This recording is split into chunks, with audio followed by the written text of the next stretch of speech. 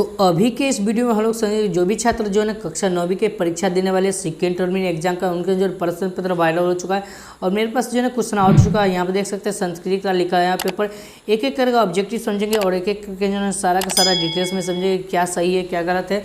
क्योंकि मैं बताता हूँ कि है ना बार बार बोलता हूँ कि है ना इस वीडियो को शुरू से अंत तक देखिए, क्योंकि इसमें जो भी टिक लगा काफ़ी सारा है ना गलत टिक लगा हुआ समझिए, तो आप गलत वाला में आपको नहीं जाना है। जो भी मैं बताऊंगा तो 100% करेक्ट बताऊंगा, ठीक है। चलिए क्वेश्चन नंबर 1 की तरफ बढ़ते हैं। तो एक कहता है पंचतंत्र जो है ना, पंचतंत्र की कहानी कितने भागों में विभक्त है? तो 5 भागों में विभक्त। ऑप्शन और बी सी हो या सी से। चलिए अगला क्वेश्चन कहता है महाभारत के रचनाकार कौन है? रचनाकार इसका आंसर है वेद व्यास होगा। ऑप्शन नंबर ए हो या सी। चलिए आगे प्रश्न कहता है कि संपूर्ण संसार किससे व्याप्त है? तो परमात्मा से है। ऑप्शन नंबर सी हो या सी। चलिए आगे प्रश्न है कि प्रथम ब्राह्मण पुत्र कहाँ गया? तो प्रथम ब्राह्मण पुत्र आपको बताना है, तो 4 का सही आंसर ऑप्शन बी घर की ओर गया। चलिए आगे प्रश्न करता है क्वेश्चन नंबर 5 भैरवानंद से सभी ब्राह्मण पुत्रों को दिया तो क्या दिया गया था? तो 5 का सही आंसर ऑप्शन नंबर डी हो जाएगा सही आंसर। चलिए सोना दिया गया था। चलिए आगे प्रश्न करता है क्वेश्चन नंबर 6 कि तृतीय ब्राह्मण पुत्र को क्या प्राप्त हुआ? तो तृतीय ब्राह्मण पुत्र को क्या प्राप्त हुआ ये आपको बताना है। तो 6 का सही आंसर क्या होगा? तो 6 का सही आंसर ऑप्शन नंबर सी हो जाएगा, सोना प्राप्त हुआ था। चलिए क्वेश्चन नंबर 7 की तरफ बढ़ते हैं। क्वेश्चन नंबर 7 कहता है सरोवर का स्वामी था तो क्या था? तो इसका सही आंसर क्या होगा? तो 7 का सही आंसर ऑप्शन नंबर यक्ष था। ऑप्शन नंबर सी हो जाएगा सही। क्वेश्चन नंबर 8 की तरफ बढ़ते हैं किस शत्रु पर विजय प्राप्त करना कठिन है? तो किस शत्रु पर?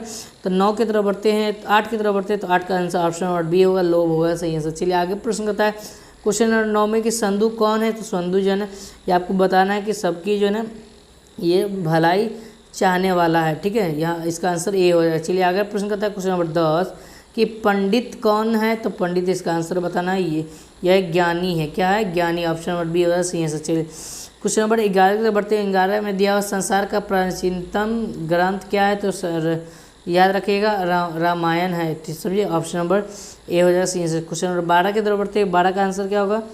तो 12 का सही आंसर ए हो जाएगा। ऋग्वेद में कितने मंडल है? तो 12 है, ठीक है।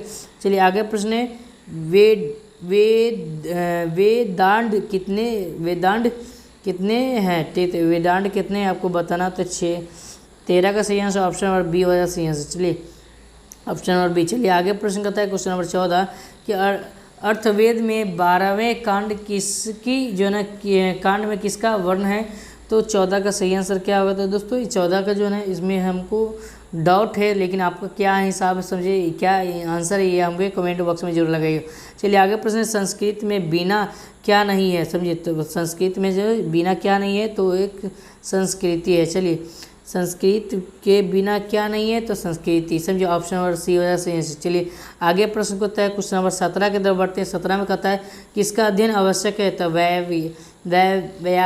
व्याकरण, ठीक है। चलिए ऑप्शन नंबर सी। चलिए क्वेश्चन नंबर 18 की तरफ बढ़ते हैं। क्वेश्चन नंबर 18 कहता है शकुंतल नाटक में क्या वर्ण है? ठीक, तो 18 का सही आंसर क्या होगा? तो 18 का देखिए दोस्तों 18 का सही आंसर ऑप्शन नंबर ए हो जाएगा, प्राकृतिक का। 19 की तरफ बढ़ते हैं। 19 में दया विदा से उत्तम क्या है? तो विदा से उत्तम 19 में ऑप्शन नंबर ए हो जाएगा, बुद्धि हो जाएगा। चलिए आगे प्रश्न कहता है कि कलाओं में क्या प्रमुख है? तो कलाओं में ना क्या प्रमुख है? तो ऑप्शन नंबर बी संगीत प्रमुख है। चलिए आगे प्रश्न कहता है धर्म प्रधान देश कौन है? तो धर्म प्रधान देश की बात की तो कौन? तो ऑप्शन नंबर बी हो जाएगा सही आंसर। चलिए नेपाल हो जाएगा। चलिए आगे प्रश्न कहता है क्वेश्चन नंबर 22 कि यहाँ देखिए 22 कहता है कि हिंदुओं का प्रमुख पर्व क्या है? तो हिंदुओं का प्रमुख पर्व आपको बताना क्या है? तो 22 का सही आंसर ऑप्शन नंबर डी है, इनमें से सभी है, दुर्गा पूजा सभी, ये सभी है, ठीक है। तो चलिए इसका 24 के क्वेश्चन बढ़ते हैं, 23 के बढ़ते हैं। तो 23 में यहाँ पर दिया हुआ है कि दासयति किस लकार का रूप है? तो दासयति लट लकार का भी ऑप्शन नंबर 24 की तरफ बढ़ते हैं। 24 कहता है नमति का मूल धातु क्या है? तो नमति का मूल धातु क्या है? तो इसका आंसर नम होगा। चलिए आगे प्रश्न करता है क्वेश्चन नंबर 25 की तरफ बढ़ते हैं। 25 में नस्यति किस लकार का रूप है? तो लोट लकार का रूप है। चलिए आगे प्रश्न करता है क्वेश्चन नंबर 26। शोभते किस लकार का रूप है? तो लीट लकार का रूप है। Option number A. 27 की बढ़ते 27 में दिया हुआ 27 का क्वेश्चन क्या होगा कि भाव किस लकार का रूप है? तो भाव जो है ना ये आपको याद रखें, लोट लकार का रूप याद रखिएगा। चलिए क्वेश्चन नंबर 28 की तरफ बढ़ते 28 में दिया पीबेत का मूल धातु क्या होता है?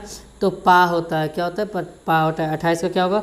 ऑप्शन नंबर ए हो जाएगा। चलिए 29 के बढ़ते 29 में दिया हुआ है कि तिष्ठामी किस लकार का रूप है? तो तिष्ठामी जो है ना किस लकार का रूप है? तो 29 का सही है ऑप्शन नंबर डी हो जाएगा सही है। चलिए आगे प्रश्न करता है कि दृश्य धातु का रूप लड़ लकार उत्तम पुरुष एक वचन में क्या होगा? तो आपसे होगा। चलिए आगे प्रश्न करता है कि यहाँ देखिए आगे कहता है कि चैनम का संधि विच्छेद कौन सा है? तो चैनम का चे जोड़ अनम हो जाएगा चैनम। चलिए 32 के बढ़ते 32 में दिया उत जोड़ मुख्य की संधि विच्छेद क्या होगा? तो उत जोड़ मुख्य की क्या संधि विच्छेद आपको बताया। तो 32 का सही आंसर ऑप्शन नंबर क्या होगा? वही हो जाएगा सही आंसर, उन्मुख हो जाएगा। ठीक है, चलिए उत्मुख हो जाएगा। ठीक है, चलिए आगे प्रश्न करता है क्वेश्चन नंबर 33 की तरफ बढ़ते हैं। तो कहता है जगत पुरुष ईशन की संधि विच्छेद क्या होगा? जगदीशन होगा। ठीक है, जगदीशा। ठीक, आगे प्रश्न करता है क्वेश्चन नंबर 34 जगत प्लस नाथ की संधि विच्छेद क्या होगा? तो इसका सही से ऑप्शन नंबर ए हो जाएगा सही से। चलिए 35 की तरफ बढ़ते हैं। तो 35 का सही आंसर क्या होगा? तो प्राप्त में कौन सा प्रत्यय है? तो प जोड़ य तो प्राप्त। चलिए आगे प्रश्न करता है कि भक्ति में कौन सा प्रत्यय है? तो भक्तिन हो जाएगा। चलिए आगे प्रश्न करता है क्वेश्चन नंबर 37 कि मातृन में कौन सी विभक्ति है? तो 37 का सही आंसर क्या होगा? तो मेरे दोस्त 37 का सही आंसर ऑप्शन नंबर डी हो जाएगा सही आंसर, सप्ती हो जाएगा। ठीक है, सप्तमी हो जाएगा। चलिए आगे प्रश्न करता है क्वेश्चन 38 की तरफ बढ़ते हैं। तो 38 का आंसर क्या होगा? तो क्वेश्चन कहता है पैसा में कौन सी विभक्ति है? तो 38 का सही आंसर ऑप्शन नंबर वो डी हो जाएगा सही आंसर, चलिए चतुर्थ हो जाएगा। चलिए आगे प्रश्न करता है 39 में कि स्वाहा के योग में विभक्ति क्या होता है? तो स्वाहा के जो योग में जो विभक्ति होता है ये आपको बताना क्या होता है। तो 39 का ए हो जाएगा सही आंसर, चतुर्थी हो जाएगा। चलिए आगे बढ़ते हैं क्वेश्चन नंबर 40 की तरफ बढ़ते हैं। तो 40 में कहता है यहाँ देखिए ये काफ़ी शानदार प्रश्न है कि जटामी तापसह किस सूत्र का उदाहरण है? तो इसका सही आंसर क्या होगा? तो 40 का ऑप्शन नंबर जो है ना वो सी हो जाएगा सही आंसर। चलिए आगे प्रश्न करता है 41 में कि आधार की संज्ञा क्या होता है? तो 41 का सी आंसर सही आंसर। 42 का सही आंसर क्या होगा? तो अतहीन रोग क्या होता है? तो अतहीन 42 का सही ऑप्शन नंबर डी हो जाएगा, अधिकरण हो जाएगा। ठीक है, याद रखिए। चलिए आगे प्रश्न करता है अतहीन रोग क्या है? तो ऑप्शन नंबर डी सॉरी। ठीक है, अतहीन रोग। चलिए आगे प्रश्न करता है 43 में कि 43 में ना विदु शब्द का पष्टी एक वचन रूप क्या होता है? तो विदु शाप होता है, विदु शाम। 43 का ऑप्शन नंबर ए हो जाए। चलिए 44 के बढ़ते 44 में कहता है लतायई में कौन सी विभक्ति है? तो इसका आंसर क्या होगा? तो 44 का सी हो जाएगा, पश्चिमी हो जाएगा।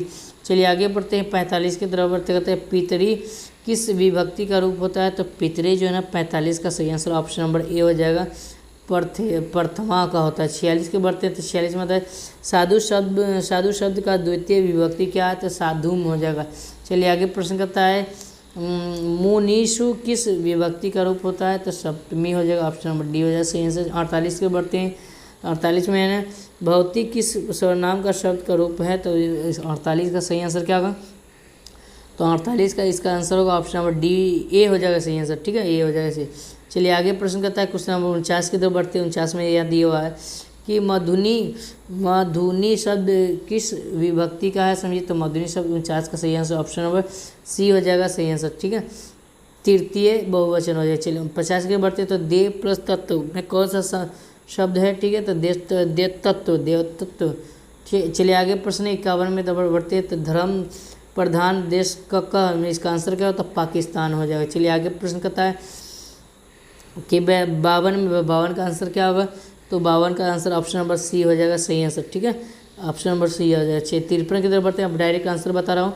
पंडित किसे कहा जाता है? तो 53 का आंसर क्या होगा, तो धर्म ज्ञा हो जाएगा। 54 की तरफ बढ़ते हैं, 54 का आंसर क्या होगा, तो 54 का ऑप्शन नंबर बी हो जाएगा सही आंसर, ठीक है। 55 की तरफ बढ़ते हैं तो 55 का आंसर क्या होगा, तो ऑप्शन नंबर बी हो जाएगा। 56 की तरफ बढ़ते हैं, 56 का आंसर क्या होगा, तो 56 का आंसर ऑप्शन नंबर बी हो जाएगा सही आंसर। चलिए 57 की तरफ बढ़ते हैं, 57 का आंसर क्या होगा, तो 57 का ऑप्शन नंबर ए हो जाएगा, समझिए। चलिए 58 की तरफ बढ़ते हैं, 58 का आंसर क्या होगा, तो मेरे दोस्त 58 का आंसर फटाफट जल्दी बता दीजिए।